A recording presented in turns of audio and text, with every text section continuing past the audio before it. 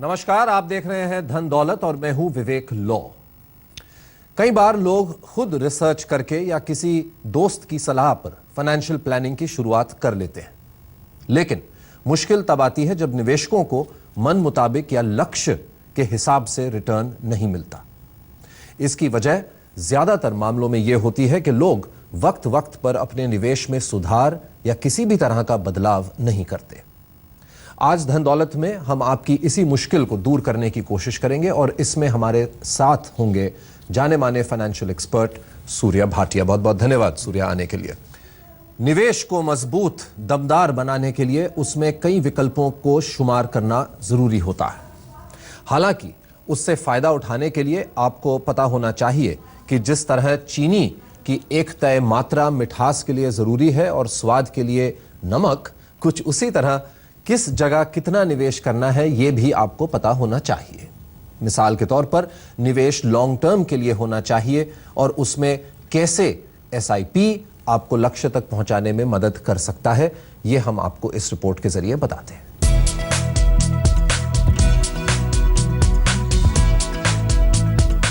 Share बाजार में निवेश का सुविधाजनक तरीका है एसआईपी यानी सिस्टमैटिक इन्वेस्टमेंट प्लान।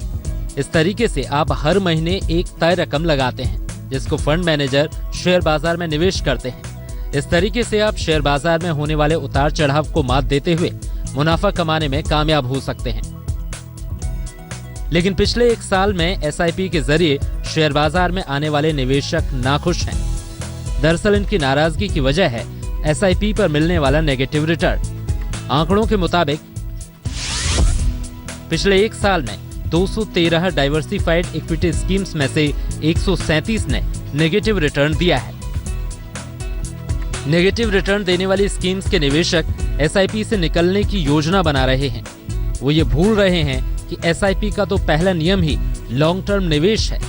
दरअसल पिछले एक साल में म्यूचुअल फंड में किया गया एक मुश्त रिटर्न एसआईपी के मुकाबले बेहतर रिटर्न दे चुका है। पिछले एक साल में मिड और स्मॉल कैप फंड्स ने 16.72% का रिटर्न दिया है, जबकि एसआईपी ने इस दौरान महज 4.2% रिटर्न दिया है। लार्ज और मिड कैप फंड में एसआईपी ने -3.5% रिटर्न दिया है, जबकि एक साथ पैसा लगाने पर इस कैटेगरी ने 8.31% रिटर्न दिया है। इन आंकड़ों को देखने के बाद कोई भी एसआईपी में निवेश को समझदारी भरा फैसला नहीं बताएगा। जानकारों की माने तो शेयर बाजार शॉर्ट टर्म निवेश का विकल्प नहीं है, और जब निवेश लॉन्ग टर्म के तराजू पर तोलकर देखा जाता है तो एसआईपी सबको पीछे छोड़ने में कामयाब हो जाता है। यानी साल भर के आंकड़ों के आधार पर एसआईपी निवेश के फायदे नुकसान तक आप नहीं पहुंच सकते। अब देखते हैं आखिर लॉन्ग टर्म में एसआईपी ने कैसा प्रदर्शन किया है। अगर आपने 1 अप्रैल 2010 से शेयर बाजार में म्यूचुअल फंड्स के जरिए निवेश शुरू किया और हर साल 60,000 रुपए म्यूचुअल फंड स्कीम में लगाए तो 31 मार्च 2015 को आपके 3 लाख रुपए बढ़कर 4,62,032 रुपए हो गए थे। वहीं एसआईपी के जरिए निवेश करने पर आप हर महीने 5,000 रुपए लगाते तो आपके खाते में 5,17,945 रुपए आ जाते।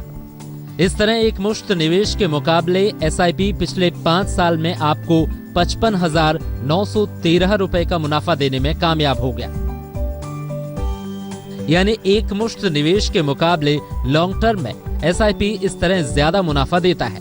यही नहीं, जनवरी 2008 की ऐतिहासिक गिरावट से ऐन पहले एसआईपी शुरू करने वाले निवेशकों को लॉन्ग टर्म में एसआईपी ने किस तरह फायदे दिया, इस मिसाल के जरिए समझते हैं। जनवरी 2008 से हर महीने 10,000 रुपए की एसआईपी शुरू करने वालों को 5 दिसंबर 2011 तक 5.84% रिटर्न मिला। यानी इस मियाद में जमा किए गए 4,80,000 रुपए बढ़कर 5,36,368 रुपए हो गए। इस पैसे को अगर 3 सितंबर 2015 को भुनाया जाता तो फिर 14.72% की सालाना रिटर्न से 10,64,359 रुपए आपके हाथ आए होते। यानी एसआईपी आपके लिए लॉन्ग टर्म निवेश का एक बेहतरीन विकल्प है, जिसके जरिए आप पैसा बचा भी सकते हैं और बढ़ा भी सकते हैं। आदित्य के राणा, दिल्ली, आज तक। आपकी फाइनेंशियल प्लानिंग में आखिर किन खामियों के चलते आप अपने टारगेट तक पहुंचने से दूर रह जाते हैं। आज धन दौलत में आपकी इन्हीं मुश्किलों को दूर करने के लिए हमारे साथ हैं सूर्य भाटिया। एक बार फिर बहुत बहुत धन्यवाद वापस आने के लिए। सूर्य, ये बताइए कि हमने कई बार बात की है इस शो पर आपके साथ और आपने बताया कि किस तरह से इन्वेस्ट किया जाए। एक चीज़ जिस पे मैं आपसे आपकी राय लेना चाहता था वो ये है कि कितने वक्त के दौरान आपको एक बार फिर अपने जो निवेश हैं उनको देखना चाहिए, क्योंकि ये भी कहना कि छोड़ दें बिल्कुल निवेश को एक बार कर दिया तो वो भी शायद ठीक नहीं होगा। तो किस तरह से, और मैं ये इसलिए आपसे पूछ रहा हूँ क्योंकि हाल ही के दिनों में देखा गया कि डेट फंड, एक म्यूचुअल फंड स्कीम के एक डेट फंड, उन्होंने किसी एक कंपनी में निवेश किया, उस कंपनी को कुछ प्रॉब्लम हुई और उससे निवेशकों को काफ़ी भारी लॉस उठाना पड़ा। तो अब अगर ऐसी स्थिति आ जाए, और मैं ये नहीं कह रहा हूँ कि ऐसी स्थिति रोज़ रोज़ आती है, कभी कभी आती है, लेकिन जब आ जाए तो क्या करना चाहिए निवेशक को और कितने समय पर देखते रहना चाहिए अपने निवेश को? जो डेट फंड्स हैं, जैसे भी हाल में ही एक जो प्रॉब्लम आई थी डेट फंड्स के अंदर, क्योंकि आपका जो पीरियड है निवेश का वो थोड़ा कम हो जाता है। वो आप 5-7 साल के लिए नहीं करते हैं या सिर्फ आप एक एलोकेशन करने के लिए करते हैं, तो उस केस के अंदर आपको एक थोड़ा सा ज़्यादा प्रोएक्टिव में कह सकते हैं कि आपको होना पड़ेगा। आपको थोड़ा ज़्यादा अपने टोस पे रहना पड़ेगा कि हाँ, देखना पड़ेगा कि ये शॉर्ट टर्म में आपने निवेश किया है या मीडियम टर्म है या लॉन्ग टर्म है। ये डेट के माध्यम है जिसमें आप निवेश करते हैं, शॉर्ट टर्म, मीडियम टर्म और लॉन्ग टर्म। और उसके अंदर उस अंतराल में आपको उसका पोर्टफोलियो, उसकी क्रेडिट रेटिंग आपको चेक करनी पड़ेगी। आप सिर्फ रिटर्न पे ना जाएं। आप जनरली आप ये देखेंगे कि आप डेट फंड्स के अंदर आप रिटर्न्स मैप करते हैं कि इसकी रिटर्न कितनी आ रही है तो ये अच्छा हो गया। ये बिल्कुल गलत है।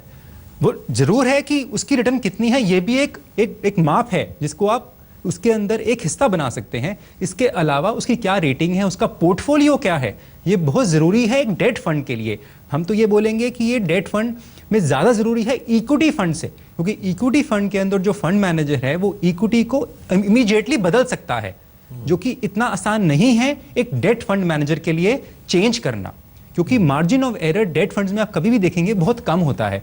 इसीलिए जो रिटर्न्स की जो परफॉर्मेंस देखते हैं आप डेट फंड्स में, वो भी बहुत ज़्यादा आपस में फ़र्क नहीं करती हैं, जबकि इक्विटी फंड में ऐसा नहीं होता। तो हर फंड को उसी नज़रिए से देखना चाहिए कि डेट फंड में आपको एक रेगुलर और एक अंतराल में आपको चेक करना पड़ेगा, जो कि इक्विटी में इतना वैलिड नहीं होता। और आपने जो भी कहा, ये ऐसा लगता है कि ये करने के लिए एक एक्सपर्ट की ज़रूरत होती है, क्योंकि जैसे आपने कहा, जो भी आपने भी समझाया, ये एक आम निवेशक जिसको उतनी नॉलेज ना हो फाइनेंशियल मार्केट की या बाजार की या क्रेडिट की या किस तरह का डेट खरीदा है म्यूचुअल फंड ने, और शायद इसीलिए ये और भी ज़रूरी हो जाता है कि आप एक किसी फाइनेंशियल प्लानर के ज़रिए इन्वेस्ट करिए। ये क्योंकि हम लोग काफ़ी ये सोचते हैं कि हमें तो सब पता है, हम जाके ऑनलाइन चले जाएंगे, खुद जाके खरीद लेंगे, लेकिन शायद ये जो आप चीज़ें समझा रहे हैं ये एक आम निवेशक नहीं कर सकता। मुश्किल है, बट अगर आप चाहें, अगर आप समझना चाहें तो ये आपके पास आजकल ये टूल्स हैं इंटरनेट पे, ऑनलाइन पे, कि आप समझ सकते हैं, पर आपको थोड़ा समय देना पड़ेगा। आप कहीं मैं ऑनलाइन जाऊं और परचेज कर लूं और मेरा काम खत्म हो गया, उससे आपका पर्पस सॉल्व नहीं होगा। आपको थोड़ा समय देना पड़ेगा समझने के लिए, पढ़ने के लिए, और रेटिंग्स भी मिलती हैं आपको, पर ये हम रिकमेंड करते हैं कि आप थोड़ा समझिए, या तो आपका पैसा है, या तो खुद समझिए और समय निकालिए, नहीं तो केवल एक चीज करिए और वो है कि अच्छे फाइनेंशियल प्लानर पर जाइए। नहीं तो फिर बाद में अगर कुछ नुकसान हो जाएगा तो फिर हम कहते हैं कि ये बाजार ही गलत है। बाजार ही, बिल्कुल ठीक बात है, क्योंकि एक बार ही अगर आप घुस जाते हैं और आपको उसमें नुकसान होता है तो आप कहते हैं दोबारा घुसेंगे ही नहीं। तो समझ के घुसिए और अपना एक एलोकेशन मेंटेन करें। और हम बातचीत कर रहे हैं सूर्य भाटिया, जो कि एक जाने माने फाइनेंशियल प्लानिंग एक्सपर्ट है।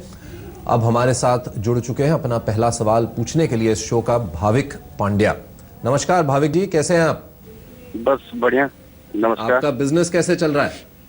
बस ठीक ठाक चल रहा है। ठीक ठाक चल रहा है, खुश हैं आप? हाँ जी। अच्छा, क्या समस्या है पैसे को लेके? कहाँ निवेश करते हैं आप?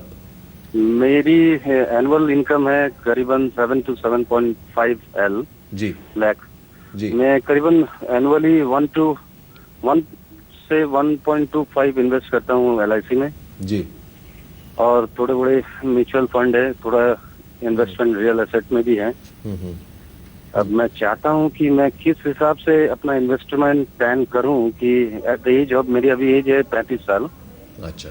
कि 50+ में जब का हूँ तब मेरे को एक रिटर्न मिलना शुरू हो मंथली। और इवन मेरी एक डॉटर भी है जो 5 साल की है, तो उसका एजुकेशन और उसकी मैरिज में जो भी एक्सपेंसेस आती है, मैं किस हिसाब से सिस्टम में रहना चाहिए मेरे को। चलिए सूर्या बताएंगे आपको कि आप सही रास्ते पर हैं और क्या करना चाहिए आपको। भाविक जी, आप जो निवेश कर रहे हैं इसके अंदर निवेश की जो आपकी अमाउंट है निवेश की वो थोड़ी कम है, क्योंकि आपकी जो टारगेट आप जो अचीव करना चाहते हैं, जैसे आपके पढ़ाई है, आपके डॉटर की पढ़ाई के लिए करना है, उसकी शादी के लिए करना है और अपनी रिटायरमेंट प्लानिंग के लिए भी करना है आपने, तो उसके लिए आपको थोड़ा सा आपको पुश करना पड़ेगा अपनी सेविंग को, निवेश को बढ़ाने के लिए। क्योंकि आपका जो टारगेट है, एक आपका टारगेट है 50,000 रुपये महीने का चाहिए जब आप 50 के हो जाएं, जिसमें अभी 15 साल हैं, तो आप उसको अच्छी तरह से प्लान कर सकते हैं। बट उस प्लानिंग के लिए आपको अपनी निवेश की दर बढ़ानी पड़ेगी। और एक और मैं आपको सलाह ये दूंगा कि आप जैसे ही आपकी इनकम, आपकी आमदनी बढ़ती है हर साल में, उसी तरीके से उसी दर से आप अपनी निवेश भी बढ़ाइए। जैसे अगर आप 25,000 रुपया महीने का अगर आप सेव कर सकते हैं तो साल का आपका 3 लाख हो जाता है, 15 साल में आप 45 लाख रुपया उसको जोड़ सकते हैं। उस पर अगर आप एक एवरेज देके 10% ब्याज भी मान के आप चलिए तो भी आपके पास 4.5 लाख रुपया आता है, जो कि 50,000 को आपको नहीं मिल पाता। और अभी इसके अंदर हमने इन्फ्लेशन ऐड नहीं किया है। तो अगर आप इन्फ्लेशन ऐड करेंगे तो आपकी जो वैल्यू फॉर मनी है जिसको हम बोलते हैं वो और कम हो जाएगी। तो इसके लिए आपको 2 चीजें करनी पड़ेंगी। एक तो आप अपनी निवेश बढ़ाइए और दूसरी चीज आपको ये देखना है जो भी आपके एसेट्स हैं उसमें आपको कितनी रिटर्न आती है, कितनी आपकी उसमें कमाई होती है। जैसे आपने कहा कि आपके पास इंश्योरेंस है, तो उसका पर्पस क्या है? क्या वो आपकी लाइफ इंश्योरेंस आपको पूरी लाइफ के लिए ली है आपने, या इन्वेस्टमेंट प्लान लिया हुआ है आपने? अगर इन्वेस्टमेंट प्लान है तो उसमें रिटर्न कितनी आती है? तो आपको ये ध्यान रखना पड़ेगा कि जितनी भी आपकी रिटर्न आती है वो इन्फ्लेशन को एडजस्ट करनी चाहिए। मतलब जितनी अगर मेरी इन्फ्लेशन है, अगर आज की डेट में अगर मेरी इन्फ्लेशन का दर 9% है, तो आपको 9% का कम से कम टारगेट करके चलना चाहिए कि इससे ऊपर मैं कमाऊंगा तभी मैं इन्फ्लेशन को बीट कर पाऊंगा। इसी को हम बोलते हैं इन्फ्लेशन एडजस्टेड रिटर्न। तो ये अगर आप प्लान करके चलेंगे लंबे समय के लिए तो आप अपने जो आपके टारगेट्स हैं, गोल्स हैं, उसको आप अचीव कर पाएंगे। तो इनको शायद थोड़ा एक बार फिर से देखना चाहिए अपने पोर्टफोलियो को। और जैसे आपने कहा कि अगर अग्रेसिव थोड़ा होना है, क्योंकि उम्र इनके साथ है, बिल्कुल केवल 35 के हैं, तो मेरे ख्याल से यहाँ से थोड़ा बहुत निकाल कर ये जो प्रीमियम भर रहे हैं ये 1.25 लाख का, शायद थोड़ा और इक्विटी की तरफ, इनको म्यूचुअल फंड्स की नॉलेज भी है। जैसे इनके पास है म्यूचुअल फंड, तो इनको चाहिए कि जैसे हम कहते हैं SIP, जैसे अभी हम बात ही कर रहे हैं, SIP करें। जितना हम हर महीने निकाल सकते हैं, अपने निवेश कर सकते हैं, उसको SIP बुक को इंक्रीज करिए, वही आपको लंबे समय में आपको फायदा देगा। आपके कई सवाल आए हैं। एक और सवाल आया है जो 25 साल की देवयानी का आया है। देवयानी ने SIP में निवेश करने के बारे में जानना चाहा है। हर महीने इसमें कितनी रकम लगानी चाहिए और साथ ही निवेश की अवधि क्या होनी चाहिए? अवधि पर तो आपने अभी बात की सूर्या, लेकिन कितना पैसा लगाना चाहिए? ऑफ कोर्स ये डिपेंड करेगा कि आपकी क्या इनकम है, आपके क्या सेविंग्स हैं, लेकिन क्योंकि ये हमें नहीं पता कि क्या कितना कमा रही हैं ये, तो एक बॉल पार्क अगर फिगर है, बहुत यंग है, 25 साल की है, तो परसेंटेज में कम से कम बताइए कि कितनी भी अमाउंट से शुरू कर सकते हैं। इसमें अमाउंट का कोई माध्यम, कोई लॉजिक नहीं होता। अगर आप कम कमाते हैं तो आप कम से शुरू करिए, पर जैसे जैसे आपकी उम्र बढ़ेगी, एक्सपीरियंस बढ़ेगा, आपकी सैलरी की ग्रोथ होगी, आप अमाउंट को बढ़ाइए। अभी ज़्यादा ज़रूरी है इस उम्र के ऊपर एक डिसिप्लिन क्रिएट करना, एक हैबिट क्रिएट करनी सेविंग की, निवेश करने की, जो कि अभी काफ़ी लोगों में नहीं है। अब 25 साल का है, आपका कैरियर अभी शुरू हुआ है, तो जितना भी 500 रुपये से लेकर आप 5 लाख तक, ये एक सिर्फ एग्जाम्पल के तौर पर दे रहे हैं, आप इसको अपना निवेश करिए, हर महीने करिए और धीरे धीरे इसको आप बढ़ाते जाइए। जिस तरीके से आपकी सैलरी में ग्रोथ आती है, इंक्रीज होती है, बढ़ती शुरू है, तो करिए कहीं। आप शुरू करिए। सबसे बड़ी जरूरत बात है डिसिप्लिन क्रिएट करना।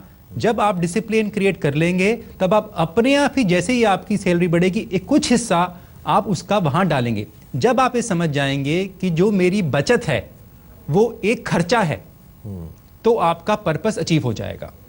ये हैबिट आपको डेवलप करनी है और इसके करने के बाद आप एक लंबे समय के लिए करिए, तभी आपको बेनिफिट मिलेगा। जो एक सही माध्यम में SIP का बेनिफिट होता है, जो कि है पावर ऑफ कंपाउंडिंग, वो तभी मिल पाएगा आपको अगर आप अपने निवेश को लंबे समय के लिए चलते रहने देंगे। जब आपका ब्याज, आपके ब्याज जो आप कमाते हैं उससे ज्यादा हो जाएगा, तभी आपको कंपाउंडिंग का सही मायने में मतलब समझ में आएगा। सबसे बड़ा बात था कंपाउंडिंग, उससे एक अतिरिक्त जो आपको बेनिफिट मिलता है वो है रुपी कॉस्ट एवरेजिंग का, क्योंकि आप हर महीने निवेश करते हैं, कभी ऊपर में कभी नीचे में, आपकी एनएवीज फ्लक्चुएट करती रहती हैं, तो आपकी एक एवरेज प्राइस बन जाती है जो आप खरीदते हैं, जो कि एक आपको एक एवरेज प्राइस देने के बाद आपकी रिटर्न्स को एक बेहतर बनाती है एक नॉर्मल रिटर्न से। इतना जरूरी नहीं है कि आप क्या कर रहे हैं इन्वेस्ट और कितना कर रहे हैं, ये जरूरी है कि आप पीरियोडिकली कर रहे हैं। बिल्कुल, आप कंटिन्यूअस Discipline इसको से आप continuous डिसिप्लिन से हम जैसे कह रहे हैं सो आप करते रहिए। बहुत बहुत धन्यवाद एक बार फिर सूर्य आपका आने के लिए धन दौलत पर। धन दौलत में आज के लिए बस इतना ही। अगर आपके पास भी निवेश के किसी विकल्प से जुड़ा कोई भी सवाल हो तो आप हमें dhandaulat@aajtak.com पर मेल कर सकते हैं। हमारे एक्सपर्ट्स म्यूचुअल फंड्स, शेयर बाजार, इंश्योरेंस, रियल एस्टेट, गोल्ड में निवेश से जुड़ी आपकी मुश्किलों का समाधान देने की कोशिश करेंगे। बहुत बहुत धन्यवाद।